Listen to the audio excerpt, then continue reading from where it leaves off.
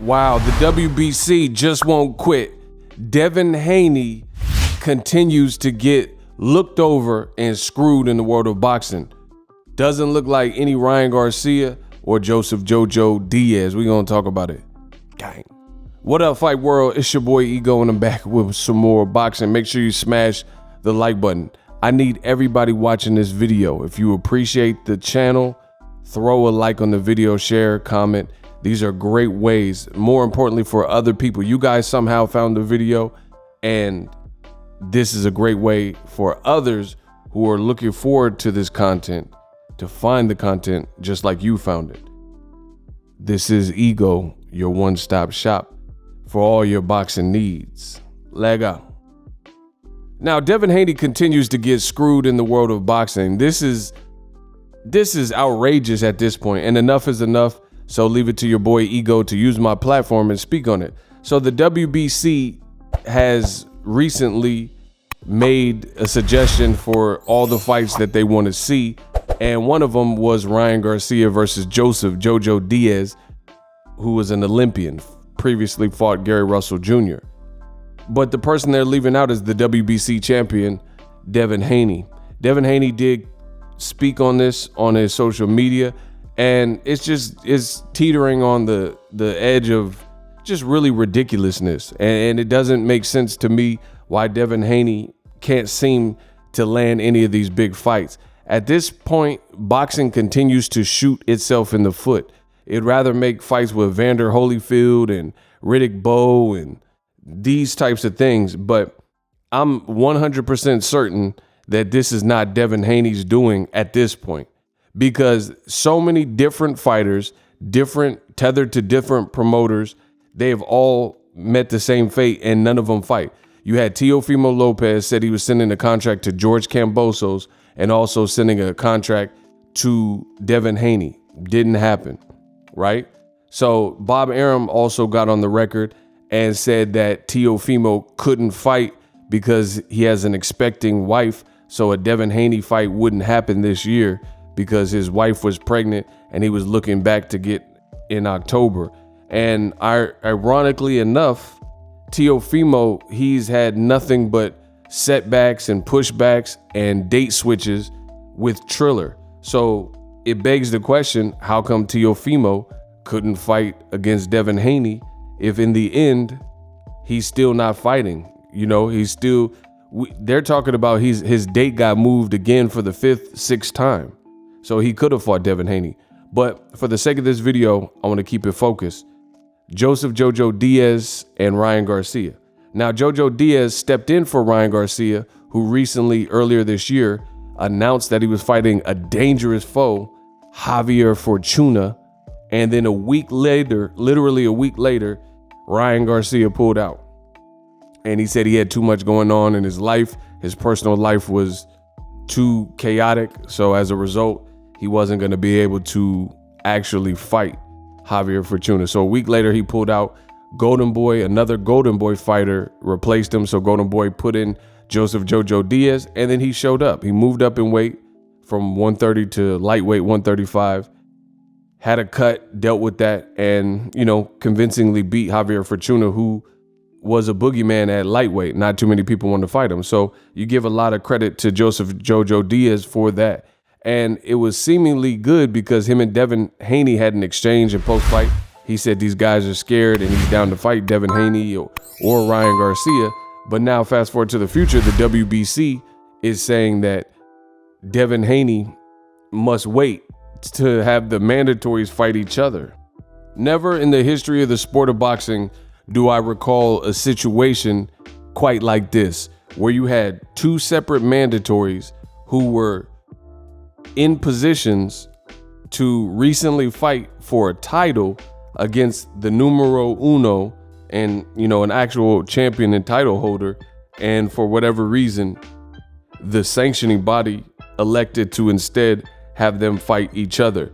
So basically, let's say if this was the Olympics and you're going through the different seeds, that's like having a silver medalist and a bronze medalist fight each other instead of one of them, the silver medalist, fighting the gold medalist. or the bronze medalist fighting the gold medalist. It makes zero sense. So you could see that boxing is ridiculed with politics, different politics in the game. I think politics is why Oscar Valdez was able to fail a VADA test and continue to keep his championship belt. Another big mistake from the WBC.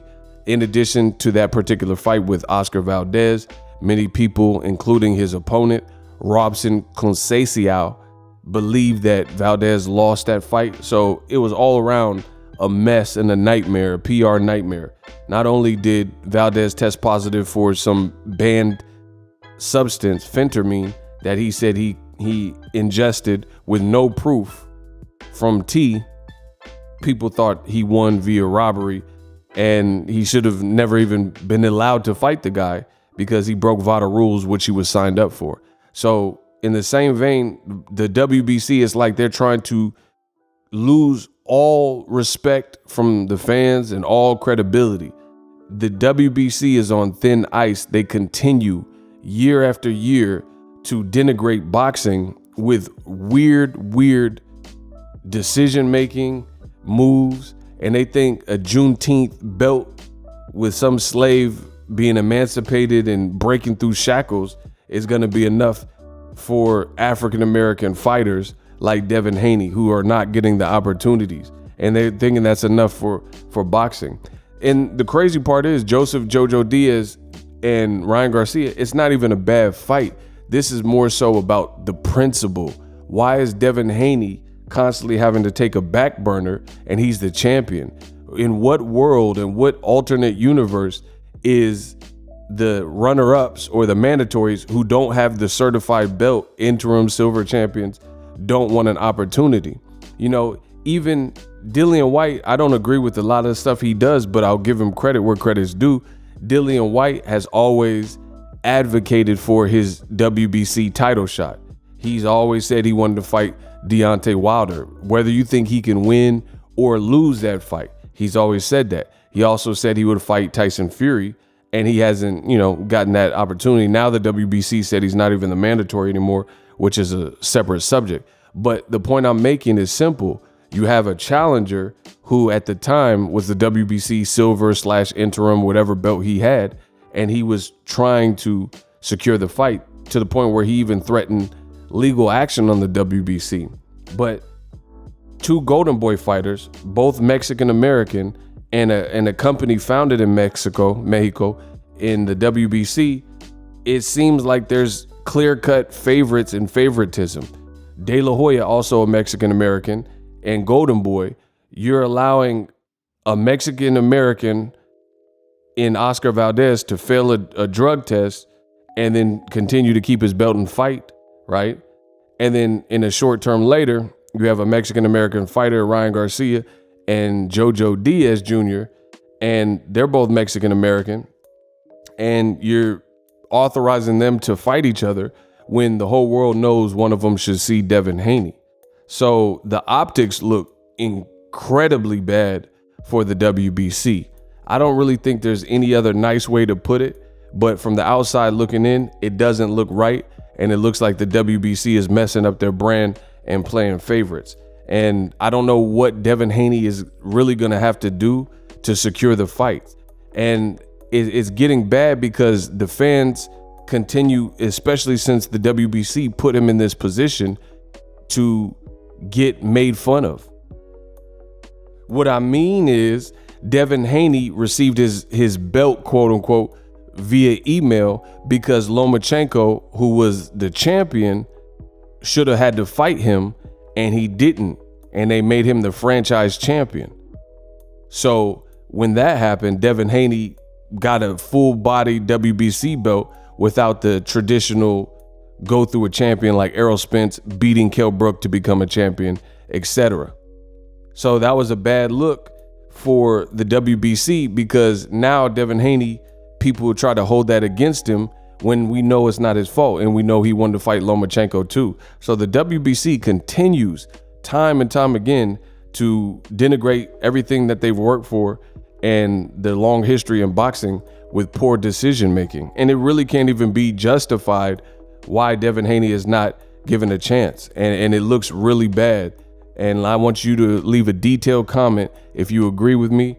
If you disagree, which I don't even think, based on if you listen to what I've said in this video, I don't see how you can, but leave me a comment and let me know what you guys think. And it's just, you're setting yourself up for failure, because people, they're going to say, oh, Devin Haney's the email champion, and oh, he got hurt versus Jorge Linares. But that's good for his opponents. Shouldn't his opponents want to fight him then? Shouldn't his opponents want to fight him if he looked vulnerable and he can't punch and all this other stuff that the people are saying, the fans are saying, old media is saying? They can't fight for Ryan Garcia. They can't fight for Joseph JoJo Diaz. So at the end of the day, that's just chatter. You know, people are always going to doubt you. People are doubting Caleb Plant, but he believes in himself. So at the end of the day, it looks bad, because no matter how you slice it, if a person is as weak as you're claiming, then that's more reason for you to take that belt off of them and rid the boxing world of them, and then, you know, give them that major setback in the form of an L. So I'll stay on this story. Let me know what you guys think. Very bad look for the WBC. I don't know why two mandatories need to fight each other when one of them, at least, especially since one has a WBC interim belt, should go straight away and fight against Devin Haney. Not to mention, you have the whole conundrum with Teofimo, and he's claiming he's undisputed, but you got two other belts lingering. JOJO Diaz Jr. got one. I don't know if Ryan got one, so possibly 4 belts. And then again, Devin Haney has one. Horrible look for the WBC. Let me know how you feel about it in the comment section. As always, hate, comment, and subscribe. Till next video, it's Ego signing off. I'm out. Are you tired of your YouTube videos not getting any views? Well, consider TubeBuddy. I've used TubeBuddy for years to scale up my YouTube channel. Now we're sitting over 200,000 subscribers. TubeBuddy is a browser extension that offers a ton of built-in productivity and time-saving services to take your channel to the next level. Use my link in the description to get started with TubeBuddy and level up your channel faster. We working.